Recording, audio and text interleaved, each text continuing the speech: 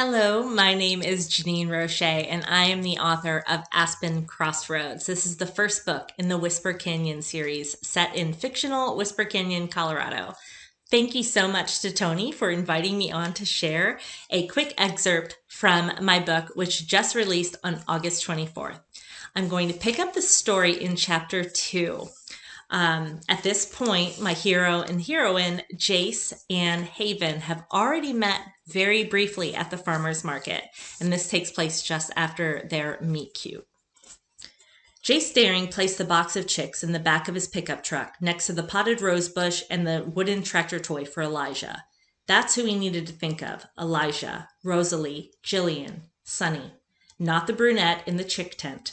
He didn't come to Whisper Canyon to flirt with pretty girls. He had a job to do. Once he'd accomplished that, he'd shake this town's dust off his boots and never return. At least he hadn't been dumb enough to get her name. It was bad enough that he'd remember her whenever he saw Audrey Henburn. To think he had to promise to take care of her, as if he didn't have enough people relying on him to keep them safe. Now he had to add a chicken with a bum leg. He stared down at the peeping box, then brought it to the cab of his truck with him. He set it on the floor in front of the passenger seat. The engine roared to a start, and Jace fussed with the air conditioner so it wouldn't blast Audrey and friends. Sorry, my computer's about to die. Isn't that great? His phone buzzed, and he retrieved it from his pocket.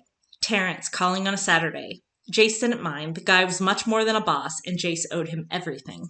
"Hey, Terrence," Jace answered. "Don't you ever take a day off?" "Do you?" Good point.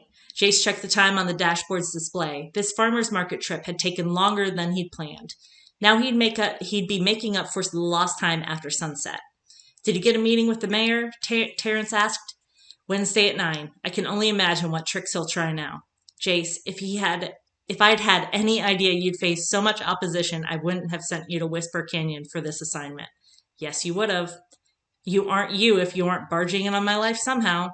11 years so far with no plans to stop. Speaking of, have you learned anything about your mom?" "No, and I won't." "Jace, you have the opportunity to learn where you came from and what happened to your mother that led her. What good can come from that, huh?" "I don't know, Jace. Family, home, belonging." Jace scoffed. "What exactly are you afraid of?" Terrence asked with the subtlety of a cattle prod. "Right now, not getting today's tasks done. If I don't get this operation up and running, I'll have to stay in this town even longer than I planned." Okay, I tried." Jace ended the call and set his phone on the center console next to the laminated picture. In the shot, he was 8 or 9 with ratty hair that likely hadn't been cut in months. He saw the oversized thrift shop t-shirt and dirt on his skin from a few days without a shower. Back then, he'd known only that his mother, and his mother alone, loved him. The box chirped. Would she be proud of him for taking in a wounded chick? Yeah, she would. She would have done it for herself, and like that girl, she might have given it some silly name. Movement through the windshield caught his eye. Farther up the street, the girl, the one from the chick tent, headed in his direction from the market.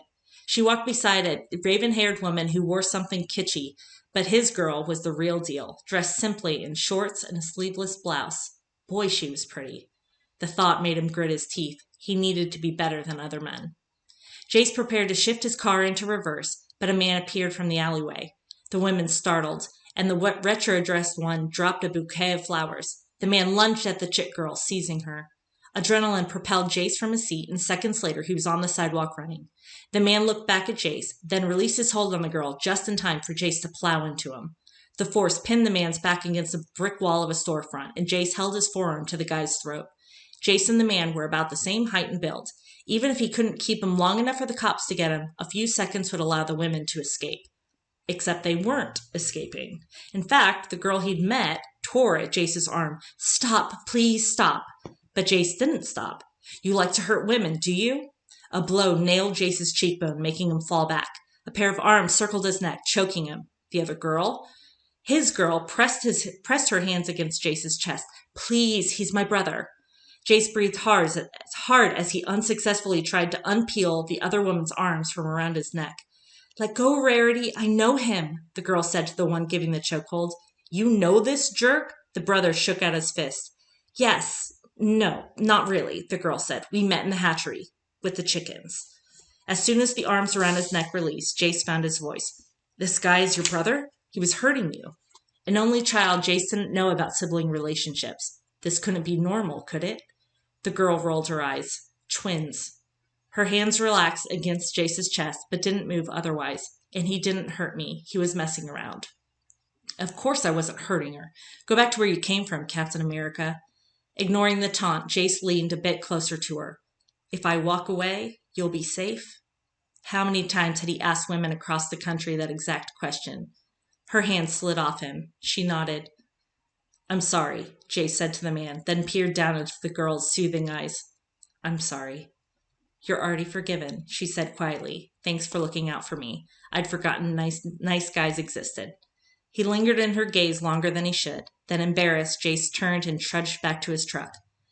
You never told me your name, the green-eyed chick-naming girl called from behind him. For a split second, Jace allowed himself to imagine what it might be like to meet a normal girl like this one, date her, care for her, and maybe even love her. To settle down somewhere with a couple of kids and a chicken named Audrey Henburn who wore sweaters and pearls. But the picture of his mother flashed before his eyes, then the faces of Sunny, Jillian, Rosalie, Elijah, and countless others like them. No, that dream, family, home, belonging, was for someone else. Looking back, he took a mental snapshot of her and allowed the ache of what if to claw at his very soul. That's probably for the best. That's it. I hope you guys will check out to learn more about Jason Haven's story. I absolutely loved writing this. Thank you again, Tony, for having me. Have a good night.